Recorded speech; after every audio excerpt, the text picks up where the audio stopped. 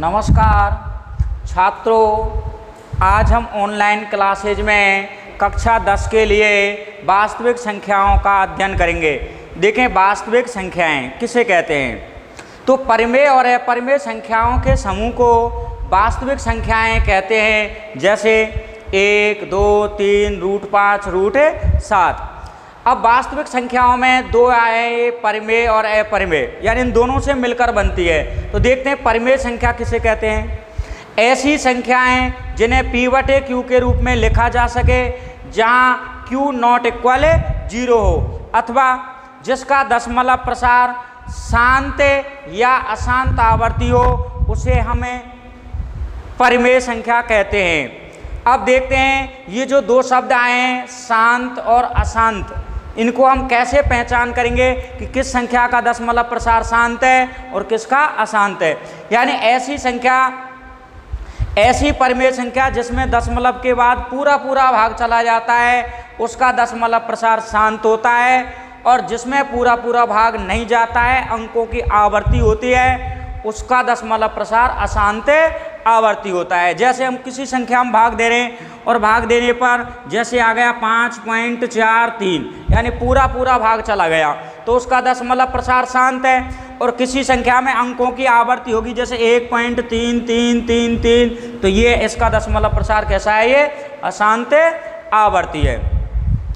अगली हम संख्या लेते हैं अपरिमेय संख्याएं, यानी ऐसी संख्याएं जिन्हें P/Q के रूप में नहीं लिखा जा सके, अथवा जिसका दशमलव प्रसार अशांत अनावर्ती हो, या फिर ऐसी अभाज्य संख्या जो वर्गमूल के रूप में हो, अपरिमेय संख्याएं कहलाती है। जैसे देखें √2, √3, √5, ये तीनों संख्याएं वर्गमूल में अभाज्य संख्याएं हैं, इसलिए ये अपरिमेय संख्याएं हैं।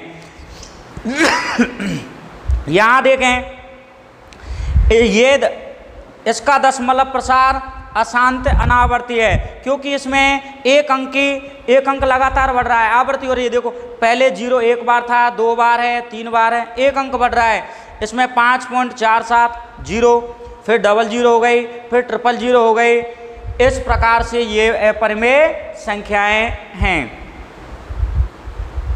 अब देखते हैं यूक्लिड विभाजन एल्गोरिथ्म, यानी यूक्लिड विभाजन एल्गोरिथ्म में होता क्या है। देखा, एक धनात्मक पूर्णांक A को अन्य किसी धनात्मक पूर्णांक B से इस प्रकार विभाजित किया जाए कि शेषफल R प्राप्त हो जो B से छोटा हो।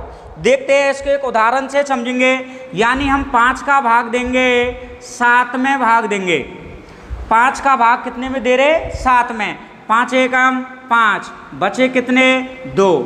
यानी हम ऐसी किसी भी संख्या में हम भाग देंगे तो शेषफल हमेशा इस भाजक से छोटा होगा। यानी कि ये है हमारा A, ये है हमारा, यहाँ पर ये हमारा A है, ये B है, ये है हमारा Q है, और ये हमारा R है। यानी अब देखेंगे, एक धनात्मक पूर्णांक A को अन्य किसी धनात्मक पूर्णांक B से इस प्रकार विभाजित किया जाए कि शेषफल R प्राप्त हो जो इस B से छोटा हो। अब देखते हैं पहला सवाल, प्रश्नावली 1.1 का पहला सवाल लेते हैं हम। यानी 135 और 225 का यूक्लिड विभाजन एल्गोरिथ्म से HCF निकालना है। HCF यानी होता है महत्तम समापवर्तक। अब देखते हैं कैसे निकालेंगे। सबसे पहले इन दोनों संख्या में हमको ये पता लगाना है कौन सी संख्या बड़ी है। तो बड़ी कौन सी है बताइए? 225। तो यहाँ लिख देंगे 225 बड़ा है 135 से। तो A बराबर BQ प्लस R, यानी भाज्य बराबर भाजक गुना भागफल प्लस शेषफल। ये यूक्लिड विभाजन प्रमेय का है। तो बड़ी संख्या है 225, हम 225 में भाग दे रहे हैं किसका? 135 का। कितनी बार गया? एक बार गया। शेष कितना बचा? 90। कैसे पता लगाया? रफ कार्य के लिए ये दे रखा है 135 का भाग दिया 225 में, एक बार गया 135, बचे 90। अब जो शेष बचा है उसका भाग देंगे हम 135 में, 135 में भाग दिया, एक बार गया, बचेंगे 45। अब 45 का भाग हमने 90 में कितना दिया, 2 बार, यहाँ पूरा पूरा भाग चला गया। तो इनको हम इस क्रम से जमाएंगे, यानी भाज्य बराबर भाजक गुना भागफल प्लस शेषफल। हमने भाग दे दिया 225 में, 135 का एक बार गया, शेष 90 बचेगा। अब 135 में भाग देना है किसका, 90 का, 90 एकम 90, शेष 45 बचेंगे। अब जो शेष बचा है 45 उसका भाग देंगे, यानी 2 बार पूरा पूरा भाग चला गया।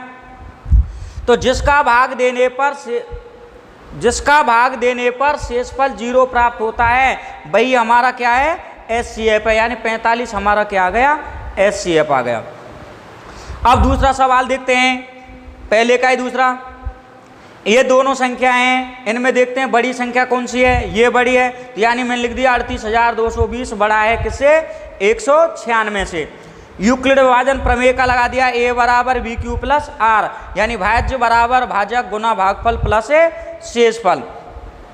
38,220 में मैं भाग दे रहा हूँ 196 का भाग दे रहा हूँ। तो देखिए मैंने रफ कार्य के तौर पर 196 का भाग दिया है, तो पूरी बार भाग कितना गया, 195 बार भाग गया। शेषफल क्या बचा, 0। तो अभी मैंने बताया जिसका भाग देने पर शेषफल 0 प्राप्त होता है वही हमारा एचसीएफ है। तो 196 का भाग दिया, शेषफल 0, तो 196 एचसीएफ। अब तीसरी संख्या देखेंगे, 867 और 255 में से देखना है कौन सी बड़ी है। 867 बड़ा है 255 से, तो यहाँ तक हो गया। अब ये यूक्लिड विभाजन प्रमेय का हमने लगा दिया है, 867 में 255 का भाग देंगे। रफ कार्य ये दे रखा है, भाग आप देख सकते हैं 3 बार गया, शेष 1 से 2 बच गया। अब जो शेष बचा है 1 से 2, इसका भाग देंगे किसमें, इसमें 255 में भाग दिया, कितनी बार गया, 2 बार गया, शेष कितना बचेगा, 51 बचा। अब यह 51 का भाग देंगे इस 1 से 2 में, तो पूरा भाग चला गया। तो जिसका भाग देने पर शेषफल 0 प्राप्त होता है वही हमारा एचसीएफ है। एचसीएफ 51 आ गया। अब देखते हैं, हम आपको 2-3 संख्या देते हैं, उनको आप गृह कार्य के तौर पर करके देख सकते हैं। जैसे हम यहाँ आपको संख्या दे रहे हैं 255 और है 545, एक संख्या हमने ये दे दिया है, दूसरी संख्या दे दिया है 465 और 845 दे दिया है। 2 संख्या ऐसे ही आप कोई 2 संख्या ले सकते हैं। तो यदि छात्रों आपको ये वीडियो पसंद है तो आप इस लिंक को अधिक से अधिक शेयर करें। धन्यवाद।